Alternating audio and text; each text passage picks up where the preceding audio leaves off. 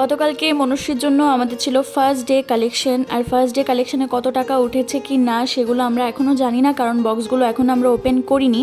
আমরা আজকে আবার বেরোবো, আজকে আবার আমরা কালেকশন করব। তারপর যদি বক্সগুলো ফুলফিল হয়ে যায় তারপরই আমরা মনস্বীর বাড়িতে গিয়ে ওর বাবার হাতে টাকা তুলে দিয়ে আসব। এবারে আমি কিছু কথা বলার জন্য এই ভিডিওটা বানাচ্ছি। একটা কথা হচ্ছে গিয়ে যে কিছু মানুষকে দেখলে মনে হয় যে মনুষ্যত্ব এখনও বেঁচে আছে, যারা কিনা একবারের জায়গায় দুবার তিনবার চারবার করেও কেউ কেউ দিচ্ছে।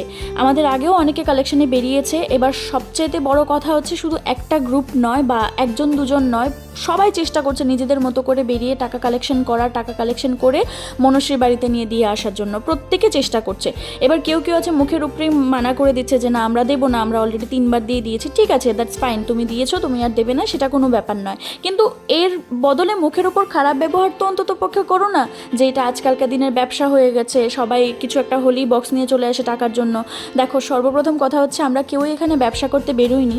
যাই কালেকশন করছি, যা কিছুই করছি সব কিছু সোশ্যাল মিডিয়ার মধ্যে আমাদের আছে। তোমরা হয়তো বা আমাদেরকে চেনো না, জানো না, ফলো করো না, সেজন্য তোমাদেরও এই জিনিসটা ভাবাটা স্বাভাবিক। কিন্তু একটা রিকোয়েস্ট করতে পারি, ছোট্ট একটা বাচ্চার জন্য যে এত একটা বড় অ্যামাউন্ট লাগবে, 18 কোটি টাকার অ্যামাউন্ট লাগবে, সেটা এখনও পর্যন্ত মাত্র 2 কোটি টাকাই অ্যারেঞ্জ হয়েছে। আমরা যদি প্রত্যেকে মিলে যদি আমরা চেষ্টা না করি, যদি প্রত্যেকে নিজের জীবন থেকে 1 ঘন্টা সময় বার করে তার জন্য কালেকশন না করি, তাহলে কিন্তু কোনোভাবেই এই এতটা অ্যামাউন্ট এত কম সময়ের মধ্যে জোগাড় করা সম্ভব হয়ে উঠবে না। আর যারা যারা গতকালকে আমাদেরকে সাহায্য করেছো, মনস্বীর জন্য তোমাদের টাকা সেফলি রাখা আছে, মনস্বীর বাবার হাতে আমরা তুলে দেবো। তোমাদের আশীর্বাদেই মনস্বী খুব তাড়াতাড়ি সুস্থ হয়ে যাবে।